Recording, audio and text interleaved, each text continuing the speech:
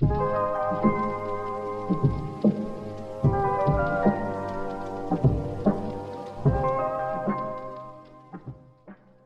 to Living Fully, a podcast dedicated to enhancing your mental well-being. Each episode explores valuable insights and practical strategies to help you lead a more fulfilling life. I'm your host, Catherine Hertig. In honor of National Depression Screening Day, we've put together a special series on depression, one of the most common mental health issues in the world. In these 4 episodes, we'll explore the different signs and symptoms of depression, how it affects people of all ages, and what you can do to cope. Whether you're personally affected by depression, supporting someone who is, or simply looking to broaden your understanding, this series will provide insights, practical advice, and hope. From October 7th to 13th, check in with how you're feeling with a free quiz at areyoufeelingok.com. In this episode, I talk with social worker Sarah Rosenfeld about how to support the people we care about when they're struggling with their mental health. She shares tips on how to actively listen, how to encourage someone to seek help, and how to set boundaries for your own well-being. Sarah Rosenfeld, thank you so much for being on the show again. You're quite the regular. I love coming on the show and chatting with you. Well, the next time we'll have to get you a 5-time jacket like they do at Saturday Night Live. Oh, I'd love that. That'd be super fun. Oh, thanks. Yeah, thank you so much for coming on. And we are chatting about how to help friends, family, people we care about that might be struggling with their mental health. Yeah, very important topic. Definitely. So, yeah, let's just dive right in. Sarah, what are some of, maybe the first signs that you might notice that someone you care about might be struggling with their mental health, whether that's anxiety, depression, low self-esteem, whatever that may be? So there's going to be some commonalities across all of those presentations, but they do show up a little bit differently. So I kind of want to talk a little bit about how they might show up differently in your loved one. So you might notice sudden changes in behavior, health problems, that kind of thing starting to surface. But for somebody that's dealing with anxiety, they might really feel hypersensitive to the environment that they find themselves in when they hadn't previously felt that way. So everything feels like a stimulus, feels like an activation. You might notice that they're feeling a little bit helpless, like they can't manage things on their own as much. A little bit hopelessness might surface. Difficulty being able to concentrate. Yeah. And sometimes wanting to isolate and remove themselves from other people. And that's kind of unique to anxiety, or would that kind of show? You might see some of those things with low self-esteem and depression as well. But there would be some commonalities. I think the piece with depression, it's that with that presentation, people are going to feel a lot more sadness. They're going to feel a lot more irritability or frustration. Yeah. Which you might not see as much with somebody that's anxious. And loss of interest in things that they previously did. Fatigue, lack of energy, right? Really difficult just getting going in the morning, doing the regular daily activities of living. And that feeling of worthlessness or guilt is probably more a hallmark of depression than it would be of anxiety. So that feeling of worthlessness, that would be something really internal, but what could that potentially look like from the outside? Yeah, that's a really good question. Reassurance seeking. So needing a lot of comfort and reassurance, or disengaging entirely in conversations that otherwise they would have engaged in. Okay. So not feeling like you have something to offer, something to contribute. That's going to change the course of somebody's behavior. So often when somebody's experiencing a mental health issue, the normal way they would respond to something, they tend to have a different behavior or response. Okay, so you're really looking for changes. Exactly. Yeah. Changes in what would be typical for that person or that individual. Okay. What do you think what's the best way to approach that conversation with someone? How do you go about approaching that with someone without making them feel judged or pressured or anything like that? So I'd say there's a couple of things that you kind of want to focus in on. And these things, while they might seem really small, actually make a huge difference in terms of how the conversation ends up going with that person. So active listening is that ability to really be able to listen without having an agenda. That takes skill and practice. And because it's a loved one, often people are really invested. They want things to get better. They want things to improve. It's really important to be able to listen and really hear from that person's perspective what's going on for them. Okay. And that term active listening, I'm sure like we've heard that, but what does that really mean? Means engagement. It means paying attention. It means noticing what words they're using, noticing what they're missing out of the conversation, being curious. So it's that active piece. Okay. It's not just sitting there passively paying attention. You're actually actively listening and going, oh, they didn't say this, but they focused in on this. I wonder what that means. You might have a follow-up question to get more clarity around it, but it's not a passive process in any way. Right. So that's what active listening really refers to. Obviously, knowing that each situation is unique, what are some things, what are some do's and don'ts here? Like what should people say? What should they avoid saying? Open-ended questions are going to work pretty well because it means you don't have an agenda and you're not having an expectation of how they respond to it. So how are they managing something? Let them tell you how they're managing, not why have you done it this way. Okay. Don't make yourself the subject of the conversation. So you might want to relate to create a connection with that person. Try to avoid doing that because then the focus ends up being on you and that person is likely sensitive and they'll perceive that perhaps this is more about you than it is about them. Right. That's a good one and like one that we probably miss. I'm guilty of that. It's like, oh, you're going through that? I'm going through something similar. And it's like, the intention is to relate, but I can see how that can kind of turn it around. Absolutely. And you're super sensitive. This is a difficult subject. You're probably feeling some guilt or shame about having to even talk about it. So if there's somebody moving off of the focus being on you, they might perceive that in ways that you don't intend at all. Yeah. So I think that's, as you say, an important one to keep in mind. Empathy and compassion. Try to put yourself in that person's position. Try to really be empathetic. So reduce the tendency to judge, to say, you should have done this, you need to do this. Don't use stigmatizing language like insane, crazy. Yeah. Right? You've been acting crazy. That's going to probably be a trigger for most people, I would think. And that empathy, if you're having a hard time understanding what this person is going through, like you haven't experienced those kinds of feelings, but you do, you have that desire to be there for them, but there just is a bit of that disconnect, like you don't fully understand.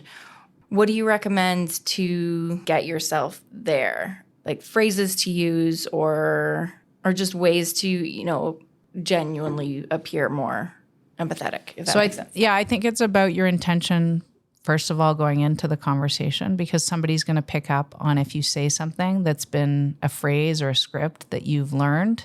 Yeah. If there's a mismatch between the language you're using and how they experience the language, it's actually not going to work very well. Yeah. So I think the first piece is really thinking about how do you want your care and concern to come across for somebody you care about?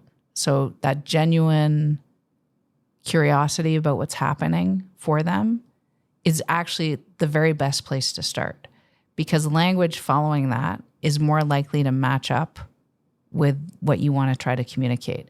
But things that you could say are, I really want to understand what you're going through. Help me understand what you're experiencing. Yeah. I'm going to do my best here to pay attention and track with you, but I'm probably going to make some mistakes. So please stick with me.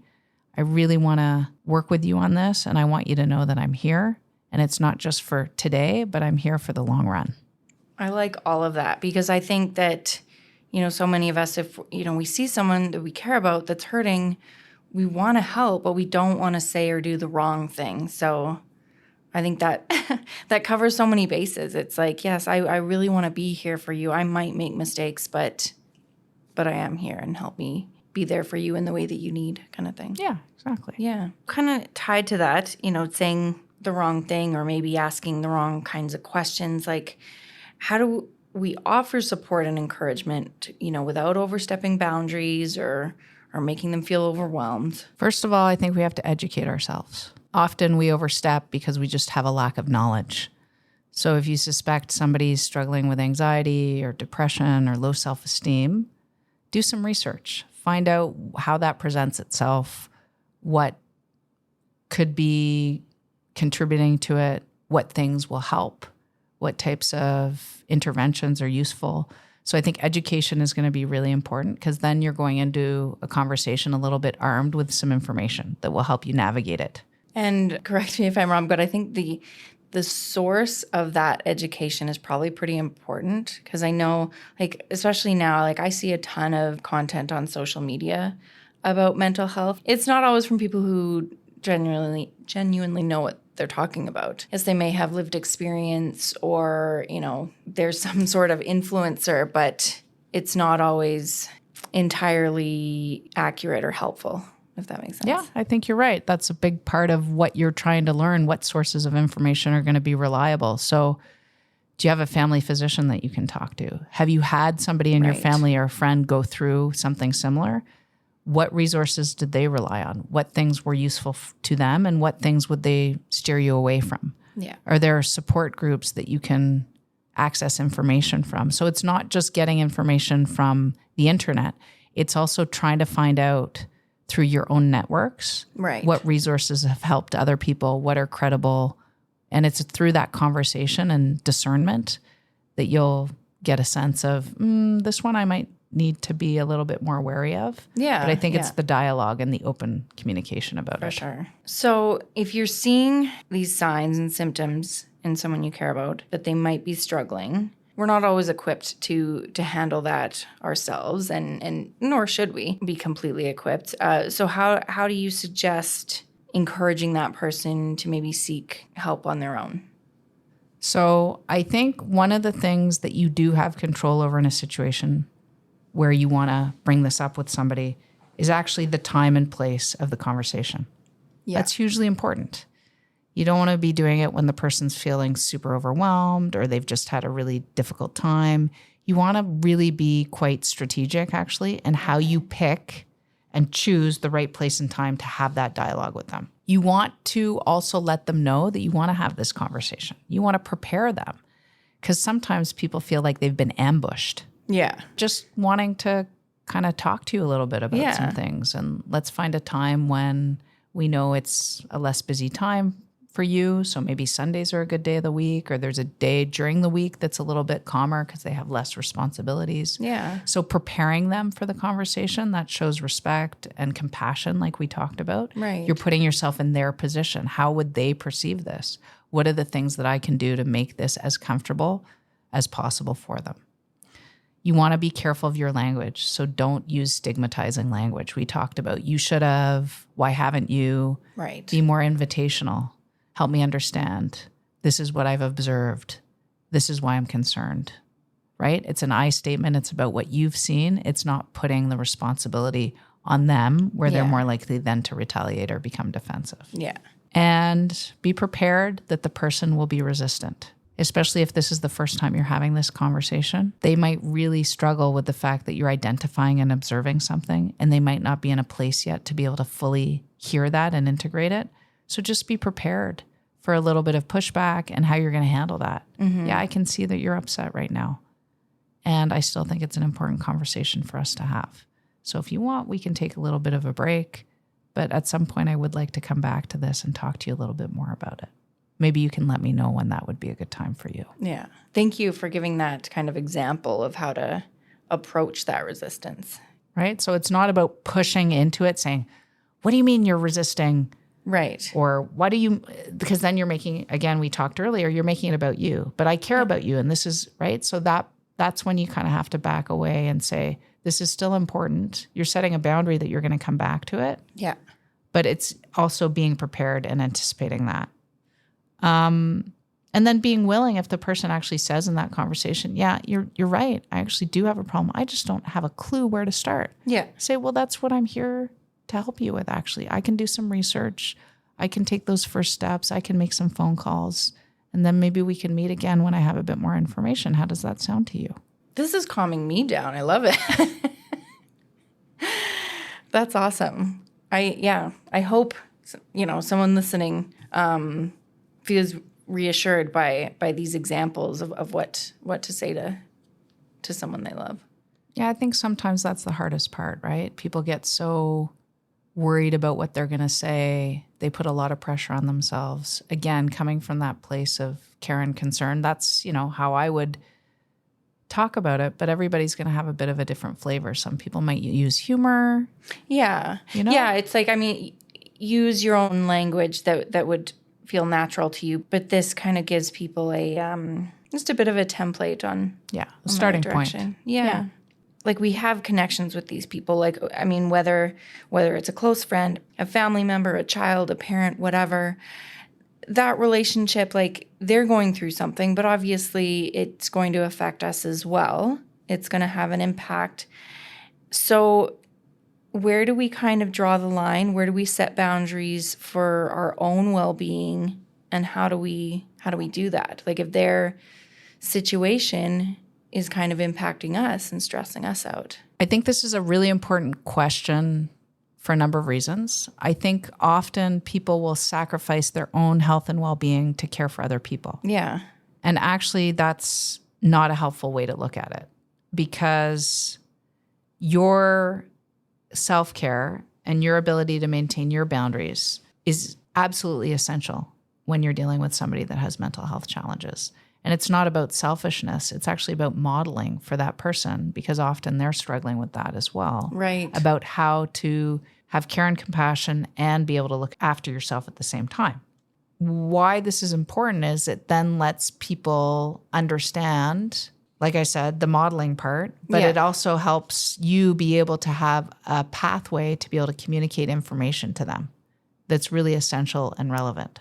So often people will withhold information when they're dealing with somebody with a mental health challenge, when really the very thing they need to know is that information. But so often, as you said earlier, people don't say things because they're worried about saying the wrong things. And then there's a dynamic that's created where everybody's kind of walking around the person that has the mental health issue or challenge. Right. Because they just don't know how to intervene or what to say. So when you're establishing healthy boundaries, what you're doing is you're telling your family member, this is what behavior is actually appropriate. This is when you've overstepped. This is when I feel hurt by what you've done.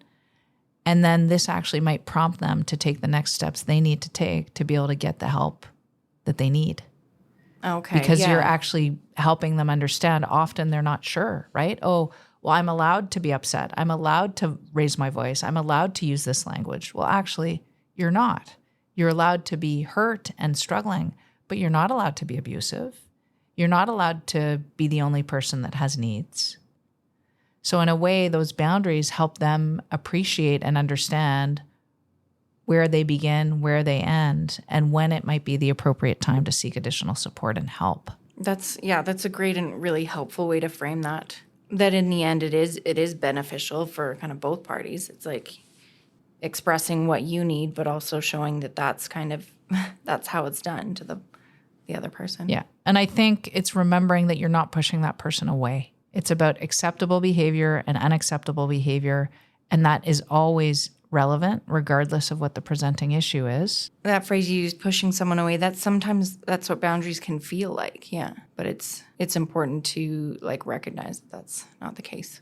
Yeah, because most often in these situations, the person is lacking self-awareness and an ability to see how their behavior is impacting somebody else. Mm-hmm. So in a way, you're helping them come to that understanding and appreciation. So is that not helping them? Yeah, of course. So we're obviously not the only person in our loved one's life. Can you talk a bit about why a network of support, of different people, why that's important, and how, as someone who cares about them, we can kind of help them build that or look into it or. nurture other relationships? I think the challenge sometimes with mental health is the stigma connected to it. So if we can use other situations in our life, like when somebody's looking for work, they tell people, they network, they talk to other people, they apply online, they might go see a recruiter, they're talking to family, they're talking to friends. Yeah. In a way, mental health isn't any different. It's that there's stigma connected to that. So we have to help normalize for people that those pockets of support, whether it's friends, extended family, support groups, different health organizations, online communities, that just allows for more resilience. Yeah. Because you're not going to burn out as much if you have other ways and mechanisms and other people that can help you through this challenge. But it's the thing that we all have to get past, which is it's okay to talk about this. It's okay to let people know you need support or you're looking for resources. And so I think it just allows for more of a web and network of support versus having this fall on one person and that being just an impossible task. Yeah.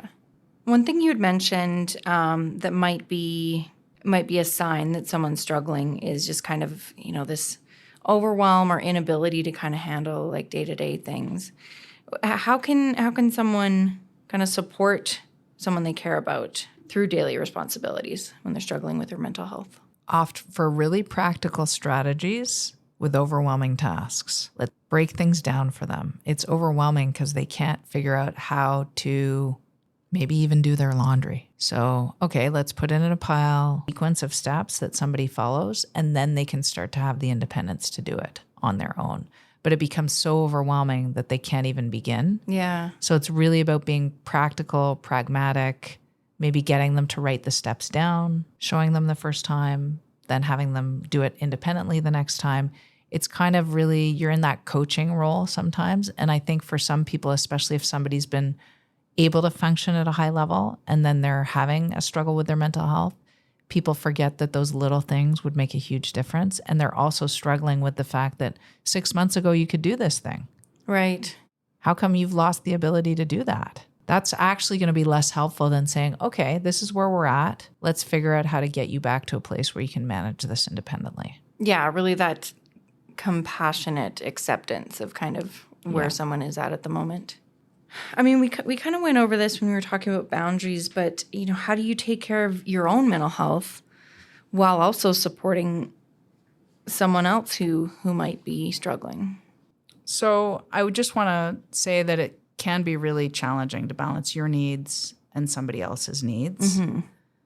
And it's not an act of selfishness to meet your own needs. I think we all have to understand and appreciate that way of thinking is quite unhelpful. If you're not taking care of yourself, you're not going to be able to take care of the people you love. Yeah, you won't have the capacity. Exactly. Yeah. So you have to schedule the things that you know are going to be helpful to you in managing your own stress level. So make time to access your own networks. So if you have a commitment where you haven't seen a girlfriend in a long time, but you want to be home to look after your loved one because you're worried about them, it's not every morning. It's every other morning. You're taking that or it's 3 times a week. Up with people. And then start and maybe to build ask them what they're planning on doing. Yeah. Routines and rituals. Right? Is there something? Make time to see other people. Prepare them. Give them that information ahead of time. But still follow through on the things that you think are going to be important to your mental health and well-being. Let the loved one know that you're going to be out that evening and don't be afraid to ask for help from friends and family. Yeah, that's huge. Right? If you're concerned maybe about leaving them alone for a weekend, can somebody come in and, have a meal with them? If that's going to allow you to go and have a nice weekend with your partner, but you're worried about their safety, for instance, maybe you have somebody come in and check in on them. Yeah.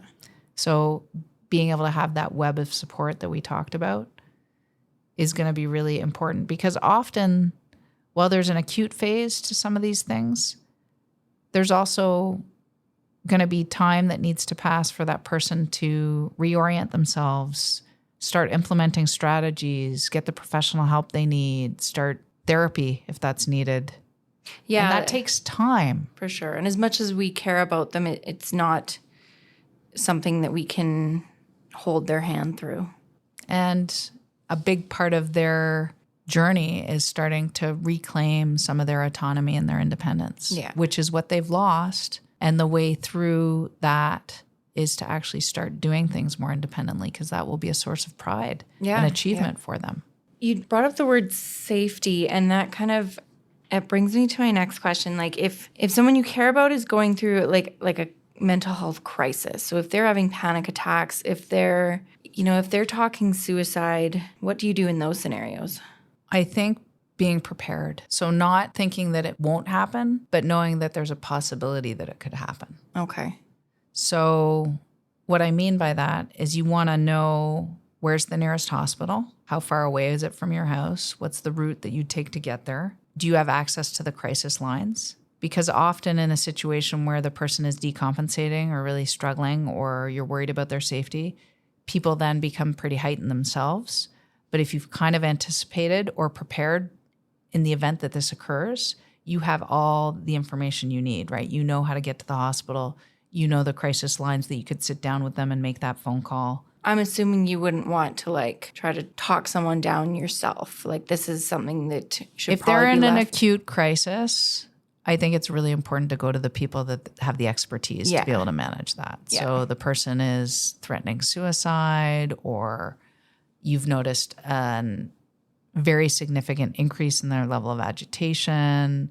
They're not able to keep themselves safe. They might say they feel there's something wrong with their mind, or they're not thinking clearly. They haven't been sleeping very much, so they're not able to process information. If there's an acute level of distress, you need to have other resources support your family member through that. Yeah. Okay, so let's say some steps have been made. You've talked to your friend about your concerns.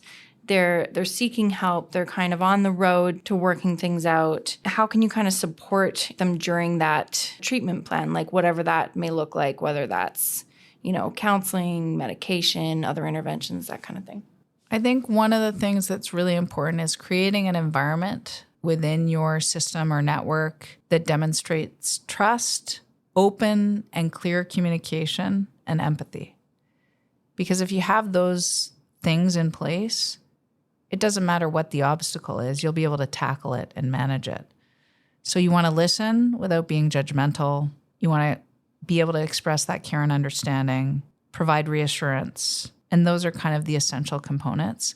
If you're feeling like you can't be in that space, that's why you need the extra support and resources to support you to be able to come back to the situation and interaction effectively. Because really what you're trying to do is empower them to seek the help, to follow through on their treatment plan. If it got missed, okay, you missed today. How do we get you back on track for tomorrow? You're helping them promote those self-care practices, and you're encouraging them to take the steps that are needed to prioritize their mental health and well-being, that it's not somebody else's job. Yeah. It's their role and responsibility to look after themselves. I think that's a huge point to make, because, throughout this conversation, I'm in this mindset. It's like, how do we help someone along? But at a certain point, it is an individual's responsibility to take care of themselves too. It's also a privilege, Catherine. Yeah. I think we have to help people recognize that it's a privilege to care for yourself, nurture yourself, do the things that promote your well-being. Yeah, yeah. And sometimes in their frame of mind, they're feeling like it's a burden. And so helping them, you have the gift to be able to get up today and do the things you need to do to look after yourself, right? To nurture your body, to feed yourself, to go for a walk, to exercise, to reflect on what's working well. When we see someone we care about, like, improving, doing better, like they are handling things better, they're, they are getting out of bed and going to work, they're taking those regular showers, they're regularly going to counseling. How do we help them kind of celebrate those wins? Remember their daily achievements, like you said. Yeah. It's not about the big aggregate walking across the stage when you graduate, which is sometimes where we focus on our wins and celebrations. It's all the little things that led up to that day being so meaningful. So noticing their progress, actually saying, you look nice today. I really like how you've done your hair. Yeah. How was breakfast? It looked like it was a really good one. What did you make today? Tell me about it. writing things down and tracking progress. So the brain has this amazing tendency, if we don't cultivate it, to always look at the thing in front of us and not notice the thing that we have been doing that's working so well. So encouraging them to write down, right? That they're doing little daily tasks that they're proud of, right? That they have been showering, that they are eating 3 square meals a day, that they're having lots of water. Writing those things down will help with the celebration because they'll be able to look back and go, oh, look how much progress I've made. I've found that helpful for me. It's like we take time to set aside the big wins, the bigger accomplishments, but really like if we have a bad day but still make it through and go for a walk at the end of the day, that's a good thing. That's something we can be proud of, you know? Absolutely. And it's, making sure that we recognize that. Yeah. But that's a mindset, right? It's helping cultivate that mindset where you're noticing those gains and not in a way where you're inflating your ego, but just, I'm doing these things. I'm managing. I'm following my routines, sharing them. And why that's important, it creates 2 things: accountability, because you're saying, look, I'm doing this thing, but also a support network. Yeah. Cheer me on. I have done these things. I am accomplishing these things. Yeah. And then it helps to strengthen that connection you have with other people. Create rituals of celebration. Like, I've been able to make my breakfast regularly for a month. Make yourself a special breakfast. Yeah. I deserve a little treat. Exactly. Or a relaxing activity, whatever floats your boat, right? Everybody's going to be different. But again, that act of celebration reinforces the positive behavior. And just give yourself permission to embrace imperfections because setbacks are just a natural part of progress. We're not linear. We don't decide we're going to do something and then it's a straight shot to that destination. Yeah. We have setbacks. We have bad days. We have tough moments. And it's about saying, okay, that was challenging. Tomorrow, I'm still going to get up and have my breakfast, even though today was a really tough day. I'm still going to follow through on the things that I've committed to, and I'm still going to hold myself accountable. I think that's a super important thing to remember in like so many aspects of life. It's like, it's every day. You can't improve every single day. There are going to be days where you take a step back, and that's normal and okay. And, don't be hard on yourself. Just wake up the next day and take the next step again. Yeah. Yeah. And finally, like, can you think of any other resources that are available for people who are supporting loved ones with their mental health? I think maybe finding a way to access other people that are caregivers to people that struggle with mental health issues, because that's going to allow you to share your experience. They're going to really know where you're coming from. It'll be very validating, very empowering. I think that kind of support and resource would be really valuable. And maybe connecting not only with that type of a resource, but just other people who've had their own personal experiences with mental health, right? Learning from that. Yeah, like you said, that, educating yourself and having that better understanding of what it's actually like. Yeah. Yeah. I think that can be really useful. Awesome. Thank you so much, Sarah. This was a really, really helpful conversation. You're so welcome. We'll have to do it again. Yes, we'll get you that jacket. Sounds good. You've been listening to Living Fully. Thank you for tuning in. This episode was produced by Gus Hunt, Nick Here, Louisa Campos, and by me, Catherine Hertig. We all experience moments when we feel down or not like ourselves, and it's natural to struggle when these emotions last. But you have the power to overcome them. Anyone can learn the skills to manage these feelings, and even a small, single step can make a difference. From October 7th to 13th, take a moment to check in with how you're feeling at areyoufeelingok.com. A free, confidential quiz designed to guide you toward feeling better and finding support if you need it. Brought to you by Calgary Counselling Centre and Counselling Alberta. To stay up to date on our latest episodes, be sure to subscribe. We're available in your favorite podcast app. Living Fully is a production of Calgary Counselling Centre and recorded in Calgary on Treaty 7 territory. Living Fully podcast is not a substitute or alternative for professional care or treatment. Calgary Counselling Centre and Counselling Alberta provide effective counselling for anyone in Alberta with no waitlist and no financial barriers. Find us online at calgarycounseling.com or counselingalberta.com. For help across Canada and the United States, call 211. If you are outside of Canada and the US, seek help from your general medical practitioner.